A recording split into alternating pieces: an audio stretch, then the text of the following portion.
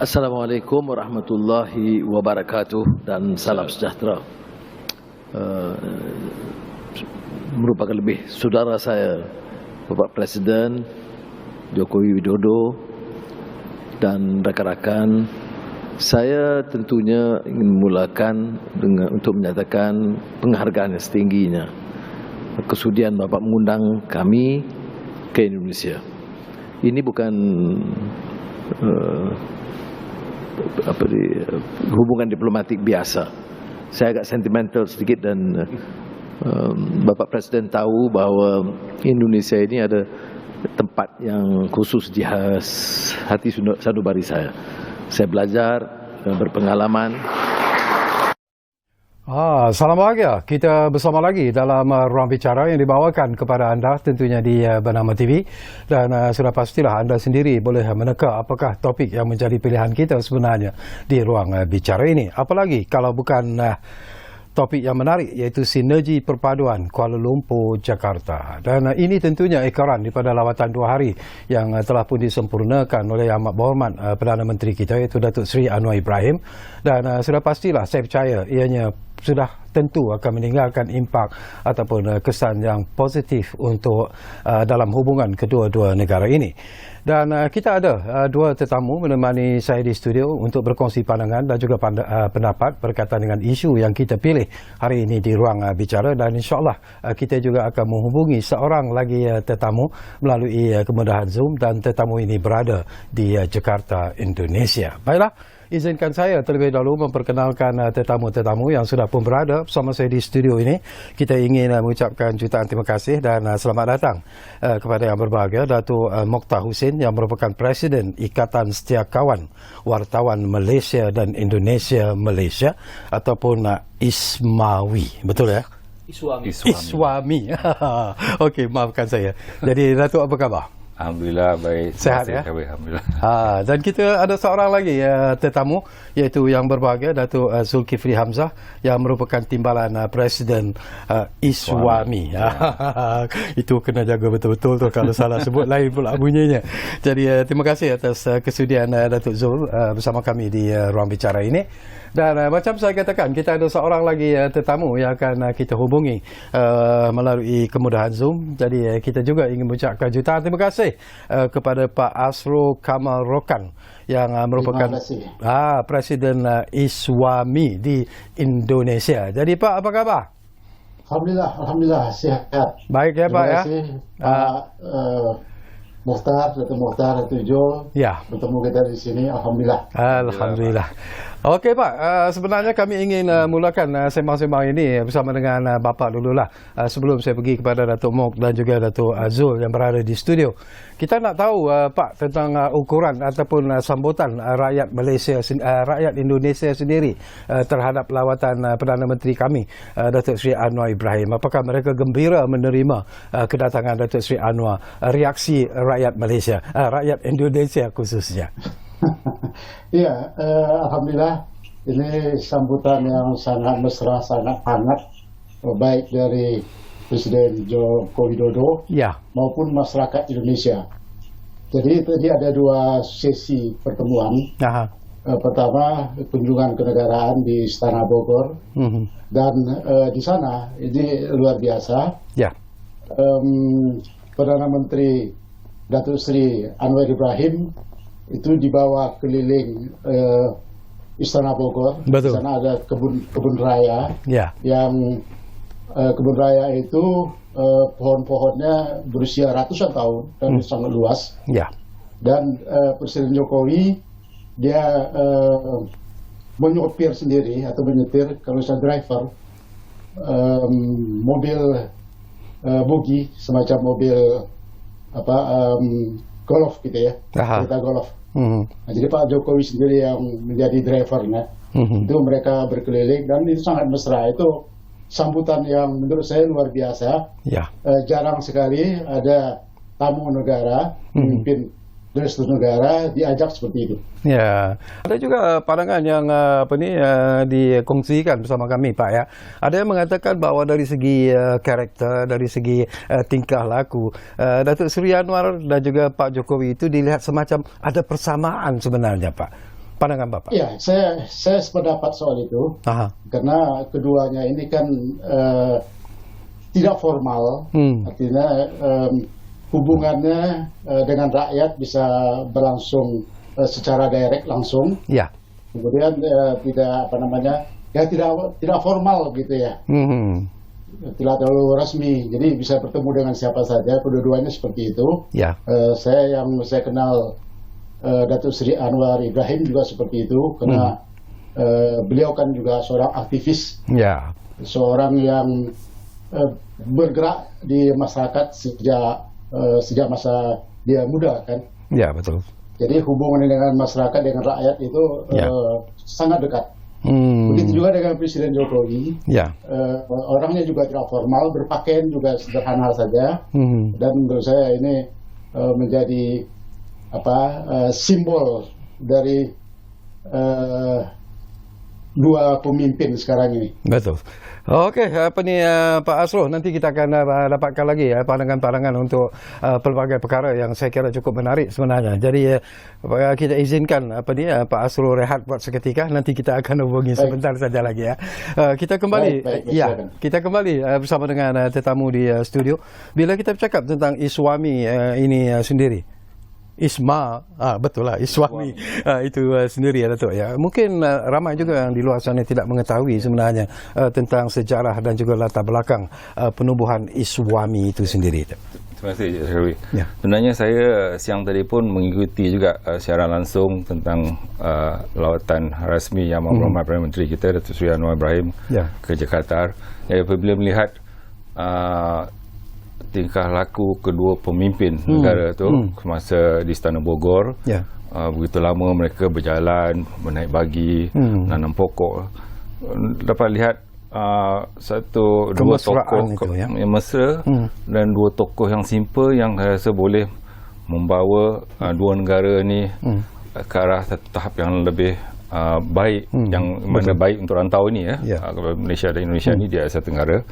Jadi saya membayangkan sebagai Iswami yang wujud dulu, Iswami ini adalah Ikatan Setiakawan Wartawan Malaysia Indonesia. Wujudnya forum ini adalah kerana ketika itu berlaku seakan ketegangan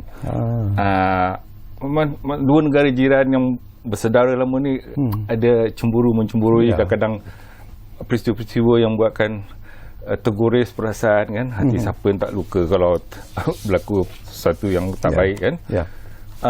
Jadi ketika itu pada awal 2000, bukan 2004 ya, ada usaha ini kita nak memberi penghargaan pada pihak yang mengasas atau mempelopori idea inilah. Ketika itu Tan Sri Zainuddin Maidin arwah Tan Sri Rais Hatim dan juga tokoh wartawan negara sekarang Tan Sri Johan Jaafar, dan juga Yang Berhormat Timbalan Perdana Menteri kita yang sekarang ni Datuk Sri Ahmad Zahid Hamidi, ketika itu beliau adalah Menteri Penerangan, telah pergi ke Jakarta dan cuba berjumpa beberapa orang, termasuk Pak Asro ni. Dan ada tokoh-tokoh lain lagi ada yang dah meninggal. Untuk tujuannya lah kita fikirkan mungkin benda ni berlaku adalah kerana kurangnya maklumat yang boleh menjelaskan kenapa sesuatu itu berlaku dan bagaimana kita boleh mengendurkannya. Jadi gerakan tu bermula 2004, 2005. Ketika itu kita lihat banyak demonstrasi bila ada isu, contohnya isu-isu sepadan dalam Malaysia dan Indonesia ya.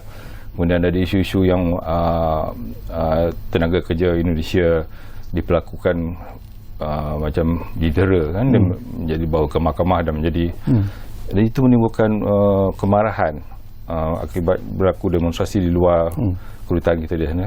Jadi apabila kita sering berhubung dengan pihak di sana, pihak media di sana, pihak di sana dapat juga memberi penjelasan jelas, tak dipanjangkan lagi isu itu kan. Jadi dia kemudian keadaan makin reda. Datuk Zul ni berarti lama bertugas di Jakarta. Datuk Zul ni pun boleh berkongsi tentang perkara ini. Mungkin Datuk Zul, antara isu-isu yang pernah menggugat hubungan mesra Malaysia Indonesia itu ketika Datuk berada di sana, ataupun apa yang yang telah pun dimainkan oleh Iswami sendiri dalam usaha menyelesaikan pertikaian yang berlaku secara langsung dan tidak langsung ini sebenarnya. Saya melihat dari segi perspektif dua negara ni, isu paling utama yang selalu menyejaskan hubungan itu adalah isu sempadan. Kedua, kerana ramai tenaga kerja Indonesia ke Malaysia, isu ketenaga kerjaan, isu buruh lah, itu yang selalu menjadi masalah atau selalu disebut kerikil dalam sepatu yang mengganggu hubungan dua negara. Tapi sepanjang tempoh berlakunya perselisihan atau konflik itu, mujurlah hubungan dua negara, makna government to government itu sentiasa baik. Dan sudah menjadi tradisi pun, setiap Perdana Menteri apabila ada lantikan baru, negara pertama adalah Indonesia. Ditambah pula sekarang ini dengan wibawa Datuk Seri Anwar Ibrahim, dengan ketokohan beliau yang memang sudah dikenali oleh masyarakat banyak di Indonesia, sama ada itu korporat, orang politik, dan itu memudahkan lagi hubungan yang lebih baik. Saya fikir konflik-konflik ini termasuk yang ketiga, kalau saya boleh sebut, isu seni dan budaya. Seni budaya ni kebelakangan ini sudah tidak lagi muncul. Itu barangkali mampu diredakan oleh dengan adanya media yang saling memahami. Sebab pertemuan Iswami Malaysia dengan Iswami Indonesia ni kita lakukan bukan secara berkala. Kita ada pertemuan tahunan secara berkala yang setiap tahun mesti kita bertemu. Sama ada sekali semasa Hari Pers di Indonesia, kita akan dijemput meraihkan mereka Hari Wartawan di Indonesia. Begitu juga delegasi di Indonesia akan dijemput ke Malaysia meraihkan Hari Wartawan kita di Malaysia. Di samping itu juga hubungan antara sesama wartawan. Kita ada grup yang besar dalam pelbagai grup WhatsApp sebagai contoh. Maknanya apa juga isu-isu yang timbul atau konflik yang sengaja mungkin dicetuskan, dia tidak ditonjolkan ataupun lebih mudah, dia lebih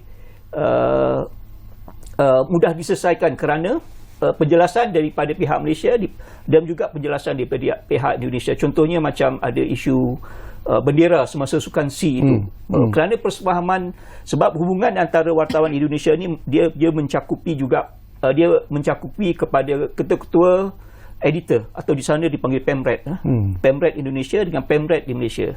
Kita sering bertemu tu, saling memahami, dan dari situlah terbentuknya mungkin persefahaman, saling memahami. Kalau isu ini timbul, bagaimana mau menengahkannya? Bagaimana isu ini tidak menjadi lebih besar atau dieksploitasi oleh pihak mungkin pihak ketiga, sebagai contohnya. Okey, saya juga nak dapat pandangan daripada Pak Asro di Jakarta. Barangkali Pak, ya, kalau kita melihat kesan terhadap lawatannya Amat Berhormat Perdana Menteri kami Datuk Seri Anwar ke Indonesia selama walaupun cuma 2 hari, tetapi apakah Pak Asro melihat bahawa ianya mungkin akan membuka satu dimensi yang lebih jelas, satu sudut yang lebih positif bila kita bercakap tentang hubungan dua negara ini antara rakyat dan rakyat, juga dari segi aspek ekonomi juga barangkali ianya akan memberikan satu situasi yang menang-menang kepada kedua-dua negara. Pak Asro. Iya, saya sependapat dengan pemikiran tadi Pak Joel dan Pak Mokhtar. Jadi Iswami itu memang menjembatani hubungan masyarakat rakyat Indonesia dan rakyat Malaysia. Karena memang hubungan antara para pemimpin, Presiden Indonesia maupun Perdana Menteri Malaysia sejak lama itu baik sekali. Saya ingat ketika masa Pak Presiden SBY dengan Pak Lah Badawi, apabila ada masalah mereka saling berhubungan lewat telepon dan persoalan mereka bisa selesaikan. Tapi problemnya kan di antara people to people ya, di tengah masyarakat. Nah, karena itulah peran Iswami menurut saya begitu penting sekali. Nah, kemudian posisi Pak Anwar Ibrahim sekarang ini agak berbeza dengan mohon maaf Perdana Menteri sebelumnya. Karena Pak Anwar Ibrahim ini sudah dikenal sangat baik di Indonesia. Bahkan tadi Pak Anwar juga mengatakan bahwa hati dan sanubarinya adalah bagian dari Indonesia. Karena Pak Anwar ini sejak masih muda itu sudah bersama dengan tokoh-tokoh Indonesia, para pemimpin politik Indonesia. Di antaranya ketika itu ada Pak Nurholis Majid, kemudian Pak Dawam Raharjo, dan tokoh-tokoh aktivis politik. Itu sejak tahun 71. Kemudian Pak Anwar Ibrahim ini kan juga dikenal dekat dengan Pak Habibie, Presiden Indonesia, almarhum Pak Habibie. Bahkan ketika Pak Anwar sakit setelah dipenjara, itu dia backbone-nya nih, tulang belakangnya bermasalah. Pak Habibie yang membantunya di Jerman. Pak Habibie membawa Pak Anwar Ibrahim pergi ke hospital. Itu Pak Habibie membawa mobil sendiri. Dan hubungan mereka itu sudah seperti bersaudara. Nah, tadi bisa dilihat suatu pertemuan ceramah Pak Anwar Ibrahim di kantornya, ofisnya Khairul Tanjung, sahabatnya, pengusaha besar Indonesia, Khairul Tanjung. Tadi lihat itu penuh, banyak sekali pengunjung, bahkan tempat duduk saja, kursi itu kurang. Yang hadir itu adalah tokoh-tokoh politik, pimpin-pimpin partai, aktivis politik, para pengusaha, dan setiap Pak Anwar berbicara itu aplaus itu luar biasa. Luar biasa tadi, saya merasa suasananya sangat kekeluargaan. Seakan para pemimpin Indonesia, pemimpin politik itu rindu benar dengan Pak Anwar Ibrahim. Menurut saya ini tidak pernah saya melihat ada pemimpin dari suatu negara mendapat sambutan sehebat itu, semesra itu. Oke. 2 jam dari Pak Anwar bercerita tentang politik, tentang moral, tentang agama, tentang hubungan Indonesia dengan Malaysia. Saya kebetulan hadir di sana. Ada Pak Akbar Tanjung, ada Pak Prabowo Subianto, Menteri Pertahanan, dan banyak menteri yang hadir justru. Selain para pemimpin politik, partai-partai politik, menteri-menteri juga banyak hadir di sana. Ada Pak Sandiaga Uno, itu luar biasa, dan saya tidak pernah menemukan seperti ini. Oke, baik, nanti kita dapatkan lagi pandangan Pak Asrul. Barangkali menariklah daripada apa yang disebut oleh Pak Asrul sebenarnya, Datuk Mok, tentang sambutan yang begitu hebat yang diberikan terhadap Datuk Seri Anwar Ibrahim. Tapi soal yang saya sentuh tadi ialah apakah antara isu-isu penting yang sebenarnya dibangkitkan dalam pertemuan di antara kedua-dua pemimpin yang kita anggap seperti saudara ini sebenarnya di antara Indonesia dan juga Malaysia. Kalau kita ikuti apa yang dikatakan oleh Yang Amat Perdana Menteri kita tadi, memang banyak agenda yang perlu dilakukan oleh beliau untuk Malaysia ini. Yang paling utamanya adalah ekonomi. Tetapi dalam menggerakkan ekonomi itu ada perkara-perkara yang kadang-kadangnya menjadi hambatan untuk rancangan-rancangan membangun ekonomi. Contohnya yang paling utama rasuah. Beliau sendiri menyatakan bahawa rasuah sudah sampai peringkat yang begitu sistematik. Jadi itu cabaran utama. Jadi saya lihat di sini juga peranan media pun turut mencabar kerana kita ingin membantu gerakan tentang rasuah ini memang besar. Kita lihat contohnya Sinar ada gerakan Rasuah Buster kan. Dia perlu berterusan, jadi dengan ketokohan dan keazaman Datuk Seri Anwar, saya rasa media di sini perlu sama-sama memainkan peranan, dan juga kita lihat media di Malaysia juga boleh juga melihat contoh atau pengalaman yang dilalui oleh media di Indonesia. kan kadang mungkin Indonesia sudah juga melalui beberapa proses daripada Order Baru kepada pertukar peralihan pemimpin kan.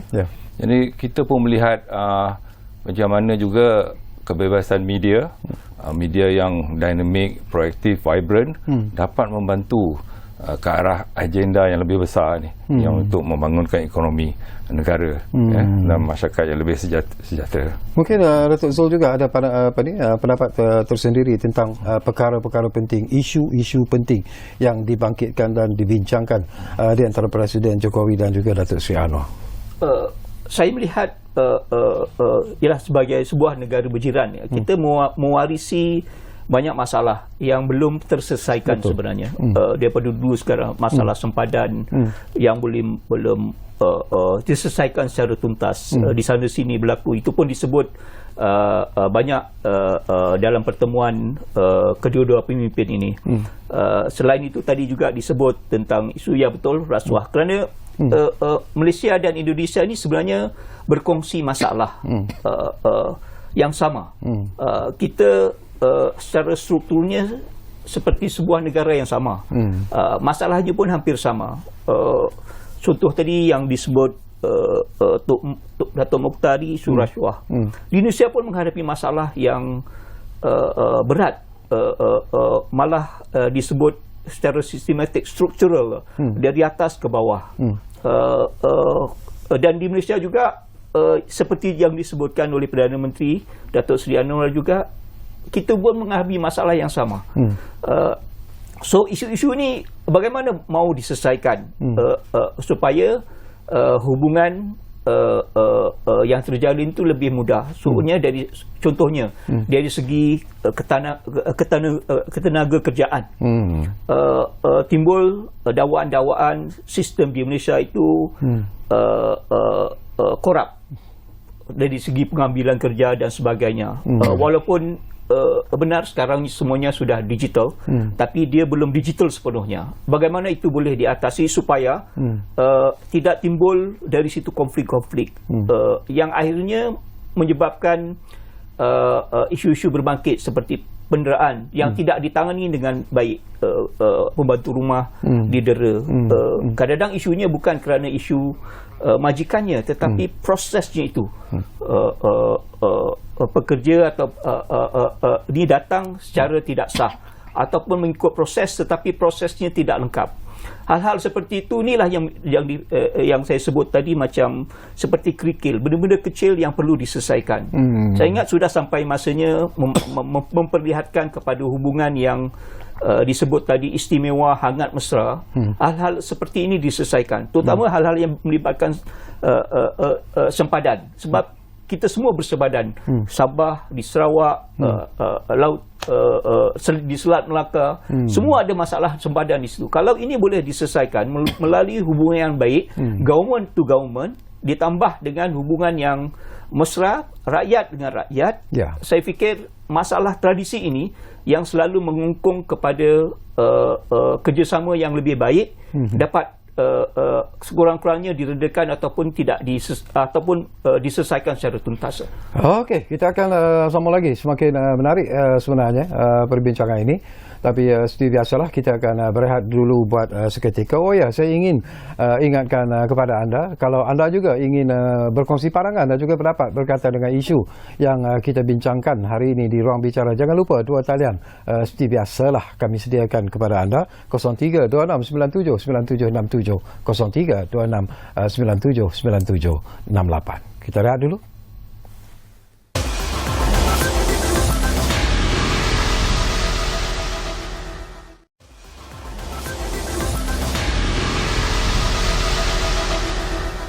Baiklah, kita kembali semula ke Ruang Bicara ini. Masih lagi bercakap tentang sinergi perpaduan Kuala Lumpur, Jakarta, dan kita masih lagi bersama dengan tiga orang kuat dari ISWAMI, iaitu Datuk Mokhtar Husin, Datuk Zulkifli Hamzah, dan kita juga ada melalui Zoom, iaitu Bapa Asrul Kamal Rokan.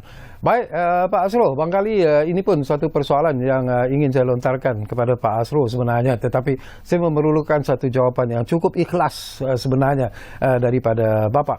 kalaupun masih wujud rasa tidak puas hati, masih wujud rungutan barangkali daripada rakyat Malaysia sendiri, daripada pemimpin Indonesia sendiri, antara isu-isu yang sebenarnya yang perlu diberi perhatian segera oleh kedua-dua negara ini apa sebenarnya, Pak?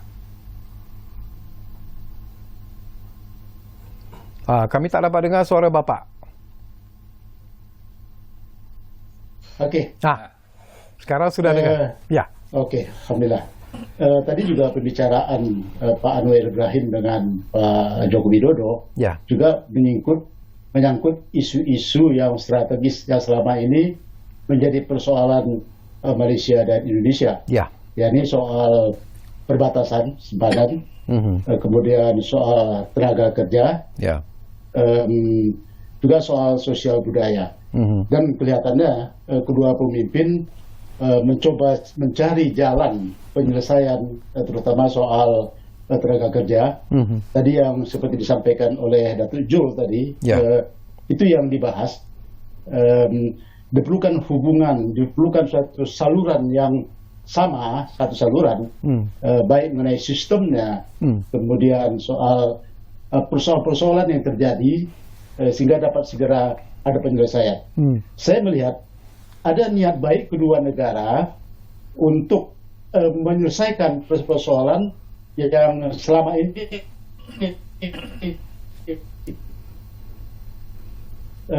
seakan semacam dalam sepatu tadi. Nah, saya melihat ada optimisme, ada semangat dari Pak Anwar Ibrahim untuk mengubah atau memperbaiki sistem. Bahkan tadi disebutkan pada bulan Julai ketika nanti Pak Jokowi ke Kuala Lumpur, Putrajaya, dia berharap sistem itu sudah benar-benar terselesaikan. Karena tadi seperti disampaikan Pak Jul tadi, persoalan tenaga kerja itu kan ada yang ilegal, ada yang masuk secara tidak benar, ada penderaan, ada macam-macam seperti itu, maka itu harus diselesaikan secara sistemik.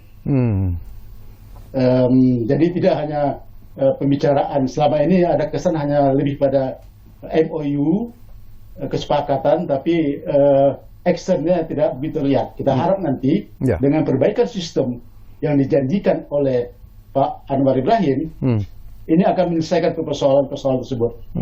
Jadi sebenarnya tidak banyak kasus Indonesia dan Malaysia itu. Kan kita bisa hitung. Pertama itu adalah soal tenaga kerja, kemudian soal simpadan, soal sosial budaya. Sosial budaya ini belakangan alhamdulillah itu semakin membaik dan ada kesepahaman. Tinggal problemnya itu adalah soal tenaga kerja dan soal simpadan. Tadi antara lain kesepakatan itu menyangkut misalnya soal perbatasan darat di Sebatik, kemudian di Sinapat selesai, kemudian ada persoalan di laut juga, antara lain Selat Melaka, Sulawesi. Dan kedua pemimpin sepakat untuk menyelesaikan persoalan ini. Saya terus terang saya optimis bahwa ini dapat kita selesaikan. Kalau ini dapat kita selesaikan, menurut saya, karena kita punya persamaan-persamaan banyak sekali, baik dalam ekonomi, sosial maupun politik. Di antaranya adalah tadi juga Pak Anwar Ibrahim menyampaikan kepada audiens yang menyebutkan soal kelapa sawit. Semestinya Indonesia dan Malaysia itu berada dalam posisi yang sama, karena kan kita yang terbesar di dunia. Nah, cuma problemnya adalah di Uni Eropa ada diskriminasi. Betul. Kalau Indonesia dan Malaysia bisa sama dalam persoalan ini, menghadapi persoalan dan juga menyangkut soal harga, menurut saya kita bisa jadi, dua negara ini bisa jadi pemimpin menghadapi, tidak saja menghadapi Uni Eropa, tapi juga secara ekonomi itu sangat menguntungkan apabila kedua negara ini sama dalam penentuan harga. Itu satu. Dan kemudian tadi saya meneruskan Pak Datuk Zul tentang isu rasuah. Tadi juga di dalam pertemuan dengan masyarakat Indonesia ada pertanyaan. Pertanyaannya dari Pak Heru Tanjung. Beliau mengatakan, Bapak Perdana Menteri, ke arah mana Bapak akan membawa Malaysia? Itu pertanyaan singkat tapi sangat menarik.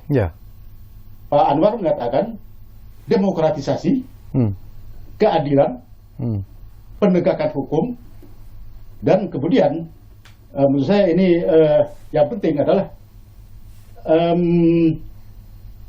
pemberantasan rasuah. Karena tadi seperti disampaikan juga oleh Dr. Zul, Indonesia dan Malaysia itu hampir relatif sama persoalan-persoalan soal rasuah.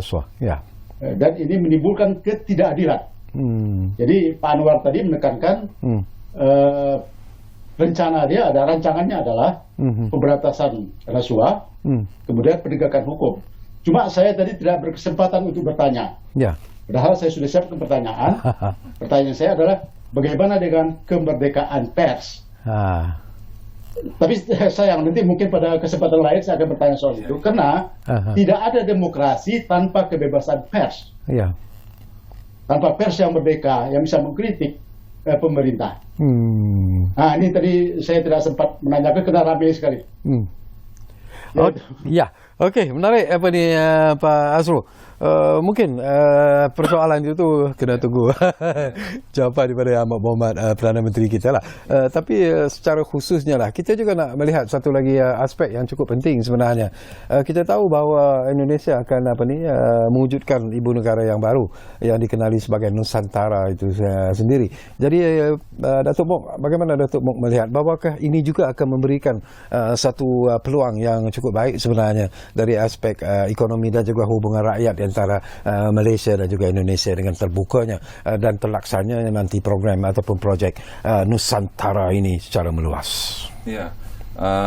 Kami di pihak Melia memang melihat projek Nusantara ini adalah satu projek yang besar untuk rantau ni.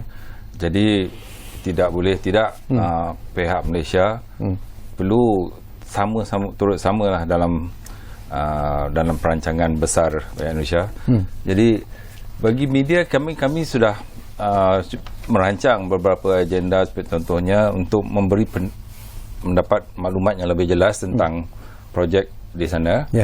Contohnya kita sedang merancang dengan pihak Kerajaan Negeri Sarawak untuk cuba membawa beberapa wartawan baik daripada Semenanjung maupun dari Kalimantan untuk kita dapat bincang memikirkan apa potensi atau peluang-peluang yang bakal wujud di rantau tu. Jadi ini adalah penting untuk kita membantu perancangan ekonomi, pertumbuhan ekonomi di kawasan tu. Ia akan menjadi cukup besar tu. Kita tidak boleh tidak atau mengabaikan rancangan tersebut. Pandangan Datuk Zul. Saya melihat Nusantara ini akan mengubah geopolitik bukan saja di Indonesia tetapi juga di Malaysia, terutama Sabah dan Sarawak. Bayangkan gagasan Nusantara itu akan menjadikan Kalimantan ini sebuah tempat yang sebelum ni terasing menjadi sebuah bandar yang baru. Kalau mengikut perancangannya, dia sebuah bandar yang moden, digital. Kita tengok pun syarikat-syarikat gergasi luar sudah menyatakan minat untuk melabur di bandar Nusantara itu. Bayangkan kesannya kepada Malaysia Timur, di Sabah, kawasan di Borneo lah, di Sabah dan juga Sarawak, di pihak Malaysia. Hal inilah yang mendorong Iswami untuk kita bersama-sama melihat potensi Nusantara ini kepada Sabah dan Sarawak. Sebab tu saya menyambung kepada Datuk Mokhtar itu, kita juga telah berbincang dengan rakan-rakan di Sarawak bagaimana Sarawak ini dapat, terutama di pihak media di Sarawak, bagaimana kita mau melihat mengambil peluang, mengambil kesempatan atas perkembangan baru di Indonesia ini, sebab kesannya amat besar.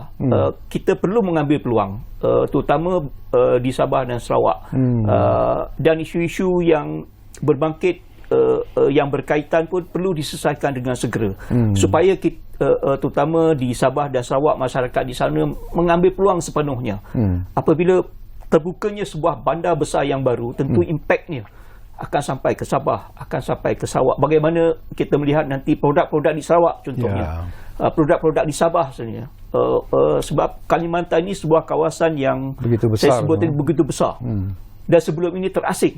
Kita hanya mengenal Indonesia itu kebanyakannya apa? Di mana? Di Bali, Jakarta ataupun mungkin Bandung. Tapi tidak Kalimantan. Kalimantan itu ya sebelum ini popular dengan arang batu dia sahaja, dengan industri itu. Bayangkan apa yang akan apa akan berlaku 5 hingga 10 tahun ke depan. Saya fikir sebab itulah juga tadi bersama dua pemimpin negara ni dibincangkan hal pembangunan Nusantara. Bagaimana Malaysia boleh mengambil turut terlibat mengambil peranan dalam pembangunan sebuah bandar yang besar ini. Okey, cuba kita dapatkan pandangan Pak Asrul pula dalam isu ini. Ini mungkin kita mendapat view ataupun pandangan yang berbeza, tetapi persoalan yang menarik Pak Asrul ya. Bila kita bercakap tentang projek Nusantara ini, tentang penerimaan rakyat Indonesia sendiri dan bagaimana media-media di Indonesia sendiri memainkan peranan dalam usaha untuk meyakinkan rakyat Indonesia sendiri bahawa program Nusantara itu adalah sesuatu yang perlu dilaksanakan dan ianya mungkin akan dapat mengubah sedikit kesesakan yang dialami di Jakarta ketika ini. Itu bukan rahsia lagi ya Pak Asrul ya. Jadi apakah reaksi daripada rakyat Indonesia sendiri terhadap program ini? Iya, saya melihatnya sesuatu yang normal ya. Ada pro dan ada kontra. Sering sekali ketika ada misalnya rencana yang dilakukan oleh government, selalu saja ada pandangan yang negatif dan pandangan yang positif. Yang menurut saya itu normal saja. Media juga bersikap seperti itu, mungkin karena ingin memberikan pandangan-pandangan supaya nanti menjadi komprehensif. Tapi menurut saya pemerintah Indonesia terus berupaya untuk mewujudkan rencana besar ini. Tadi bicara dengan Presiden Jokowi dan Pak Anwar, Perdana Menteri, juga soal tersebut, dan kelihatannya ada semacam kesepakatan dari Pak Anwar bahwa kita Malaysia itu akan melakukan investasi yang antara lain soal elektronik, kesehatan, kemudian juga konstruksi dan properti. Jadi ada semangat yang menurut saya semangat persaudaraan yang baik. Pak Anwar menawarkan beberapa peluang agar swasta Malaysia bisa membantu pembangunan ibu kota baru ini. Di sinilah menurut saya poin terpenting dari hubungan kedua negara. Apa poinnya itu? Saling membantu. Bahwa antara tetangga, apalagi dalam bersaudara, selalu ada diistilahkan kalau piring dalam rak piring itu pasti akan bersentuhan, dan itu normal saja. Jadi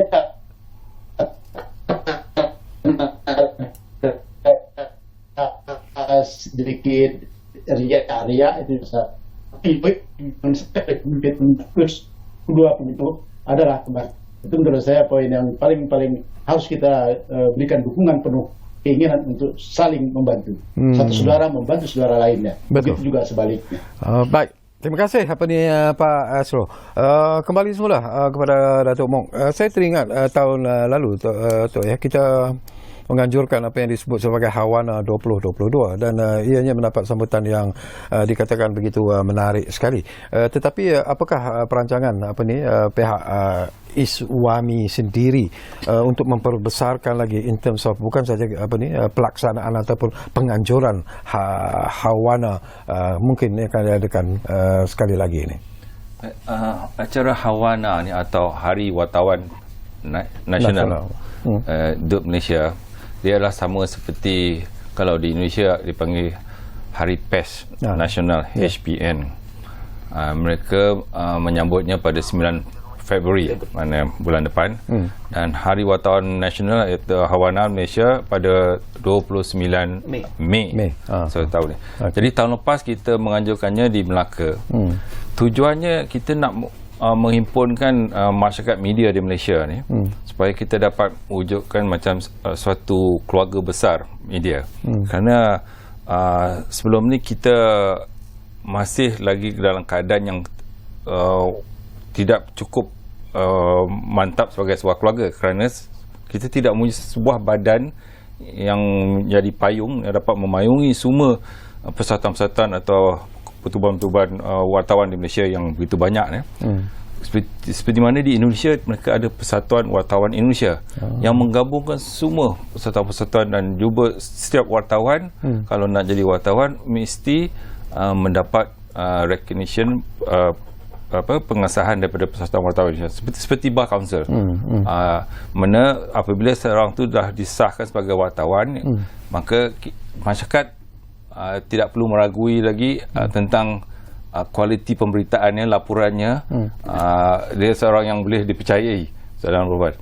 Jadi kita di Malaysia, kita sedang menggerakkan hasrat untuk mewujudkan Persatuan Wartawan Malaysia yang dapat menggabungkan seluruh masyarakat media, dan kemudian ke arah mewujudkan Majlis Media Malaysia yang telah lama kita bercakap, di mana di Indonesia sudah ada dipanggil Dewan Pers.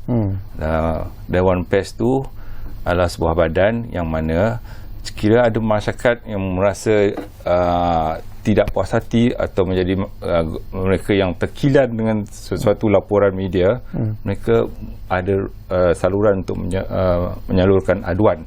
Jadi Dewan Pers di Indonesia tu mereka akan menimbang aduan tu dan juga mengambil tindakan. Jadi kalau ada aduan terhadap media, mereka tidak dibawa terus kepada mahkamah, dibawa pada Dewan Pers. Kalau di Malaysia ni, kalau wujudnya Majlis Media Malaysia tu, begitulah sistemnya nanti. Tapi benda ni diharapkan dengan kepimpinan dan ketokohan Datuk Seri Anwar Ibrahim yang kita cukup yakin kepada Datuk Seri Anwar, kita lihat seorang yang mau meletakkan asas-asas fundamental perlembagaan, soal aspek keadilan. Jadi soal kebebasan media ni adalah antara perkara yang kita rasa fundamental. Jadi itu harapan besar kami, bukan saja suami masyarakat media di Malaysia, dan juga disokong oleh rakan kami di media di Indonesia. Okey, bila kita bercakap tentang kebebasan media, ini pun satu topik yang cukup menarik dan penting sebenarnya, Tuan Zul, ya. Walaupun ialah ada yang mengatakan bahawa kita ini seolah-olah terikat dengan konsep dan juga falsafah parti-parti politik tertentu, dan itulah sebenarnya yang menyukarkan kita untuk mewujudkan the so-called kebebasan media itu sendiri. Apakah itu benar-benar wujud di Malaysia di kalangan pengamal-pengamal media? Saya setuju itu, pandangan seperti itu, tetapi sejak kebelakangan ini, 5 tahun kebelakangan ini, kita sudah ada melihat titik-titik perubahan. Inilah sebenarnya yang masyarakat media juga, masyarakat wartawan juga kena ambil kesempatan. Sebenarnya kalau kita melihat wartawan itu bukan saja didukung oleh kumpulan wartawan, dia juga perlu didukung oleh kumpulan masyarakat yang lain. Contohnya kumpulan intelektual, pemikir-pemikir, dan juga NGO. Sebab kewartawanan yang unggul inilah di kebanyakan negara dianggap sebagai pilar, tonggak kepada demokrasi sebuah negara. Bagaimana negara itu boleh membangun, yang seperti disebutkan perlu makmur, adil, itu harus selalunya mempunyai media atau wartawan yang bebas. Ini nampaknya belum begitu kelihatan, tetapi yang saya sebut tadi, 5 tahun kebelakang ini sudah ada titik-titik ke arah itu. Sudah ada nampak kita melibat cahaya di ujung terowong lah, bahawa kita boleh mewujudkan masyarakat media yang bebas. Bebas dengan membawa maksud masih dengan aspirasi perlembagaan dah. Sebab sudah tentu negara Malaysia dengan negara Indonesia ataupun negara luar berbeza dia beza acuannya. Kita demokrasi terpimpin, demokrasi berparlimen. Hal-hal itulah yang mungkin sebelum ini yang saudara Sarkawi sebutkan tadi, seperti kitanya terkungkung sebab dipengaruhi oleh parti politik. Berbalik kepada soalan itu, seperti di Indonesia, kita mengambil contoh rakan kita di Indonesia. Even di sana, seorang wartawan yang menjadi ahli parti tidak dibenarkan menjadi wartawan. Sampai sebegitu sekali. Mana orang, saya menjadi ahli parti, diberi pilihan menjadi wartawan atau sebagai ahli parti. Maknanya keluar, kalau mau jadi wartawan, keluar sebagai ahli parti, menjadilah wartawan. Hal-hal itu juga berlaku kepada ketua pengarang ataupun pemilik kepada agensi media berkenaan. Bagi kita itu mungkin masih jauh, tetapi kita sudah melihat lorong-lorongnya ke arah itu. Sebab itulah hawana ini penting untuk mengumpulkan kumpulan wartawan ini supaya dapat sama-sama memikirkan jalan itu. Jalannya sudah ada. Negara kita pun sudah melalui satu transisi yang kita boleh katakan menyeksakan selama 5 tahun ini, bertukar kepimpinan. Adakah itu yang kita mahukan ke depan ini? Sebab itu peranan wartawan itu sangat penting, peranan media itu sangat penting, supaya sekurang-kurangnya perkara yang paling penting itu ada check and balance. Sebab wartawan media itu juga adalah suara rakyat. Kita yang mewakili rakyat. Berbeza dengan sebelum ini, kita seperti suara parti politik. Itu sebenarnya boleh kita takrifkan sebagai satu kecacatan. Tapi itu sebagainya sudah hampir berlalu. Okey, mungkin Dato' Mok ada pandangan yang tersendiri dalam persoalan ini. Bila kita bercakap tentang kebebasan media, barangkali ialah Iswami juga harus mengambil langkah ataupun menggerakkan sesuatu, terutamanya dengan berlakunya peralihan kuasa sekarang ini di tangan Datuk Seri Anwar yang dikatakan lebih liberal, lebih terbuka dan sebagainya. Apakah ini satu kesempatan yang mungkin akan membuka sedikit ruang ataupun pintu, walaupun mungkin tidak sebesar mana, tetapi sekurang-kurangnya boleh mengubah sedikit situasi tentang kebebasan media di negara kita ini? Ya, memang kami melihat ini satu masa sudah tiba lah, ya. Satu peluang untuk kita kali ini memastikan bahawa hasrat mewujudkan Majlis Media Malaysia dan juga Persatuan Wartawan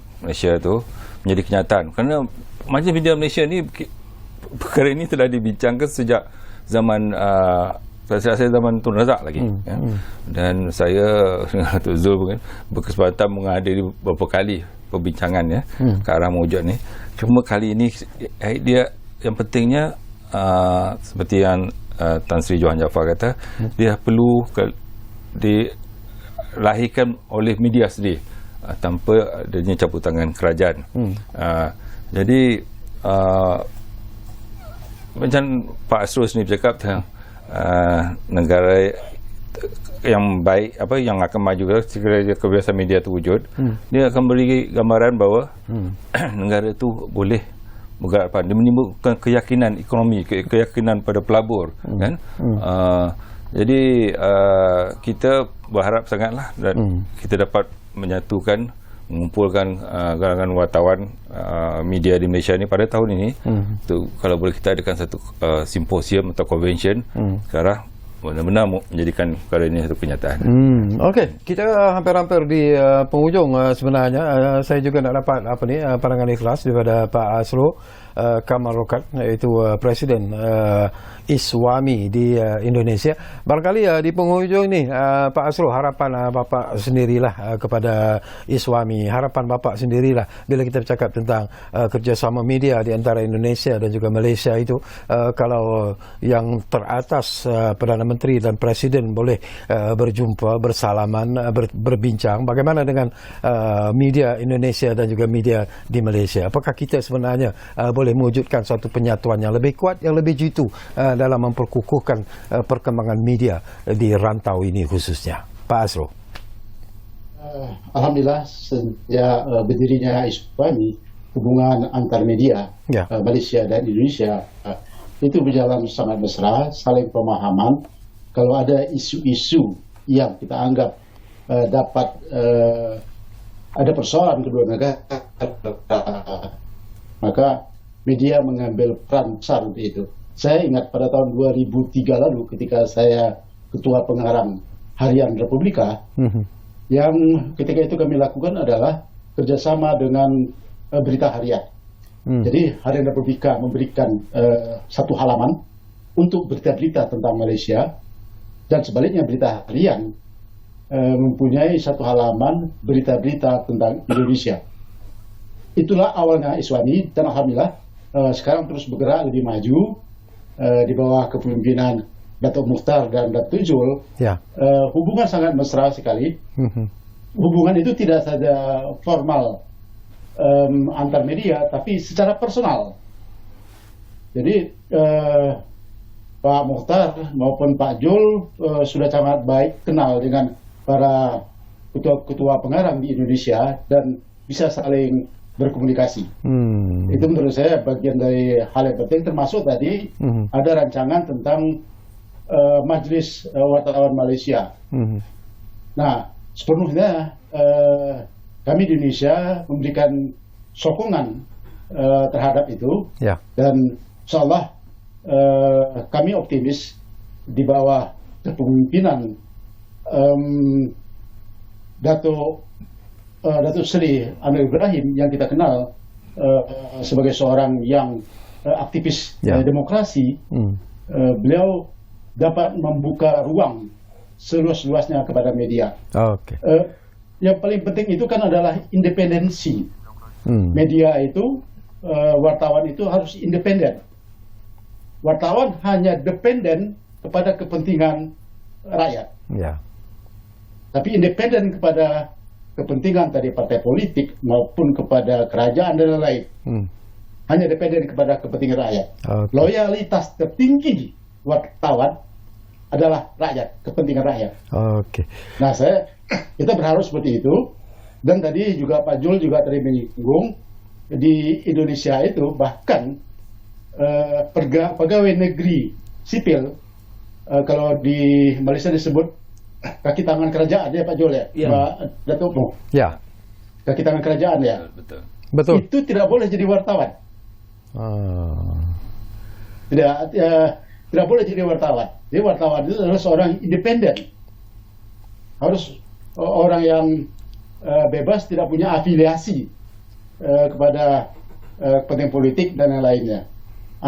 Satu. Yang kedua adalah perlu kita catat di seluruh dunia tidak ada akhbar media yang bisa menjatuhkan suatu kerajaan.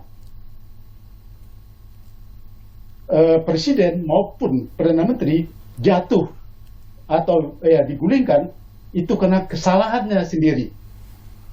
Karena dia tidak berpihak pada rakyat. Jadi bukan media tidak bisa disalahkan apabila suatu pemerintahan jatuh. Yang disalahkan itu adalah mereka tidak bisa mengelola pemerintahan tersebut. Itu poin kita. Terima kasih. Baik. Saya senang sekali dapat berdialog seperti ini.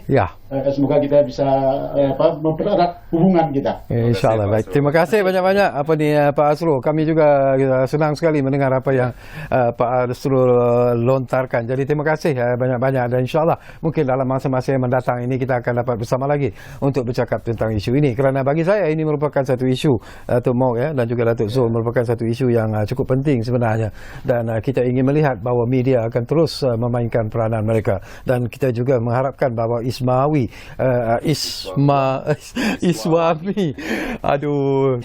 satu lagi Iswami akan memainkan peranan mereka yang cukup berkesan dalam usaha melihat semula kepada the new dimensi dalam dunia media di negara kita ini. Itu harapan kita sebenarnya, dan kita mahu berjumpa lagi dengan kedua-dua tetamu ini untuk bercakap tentang isu ini.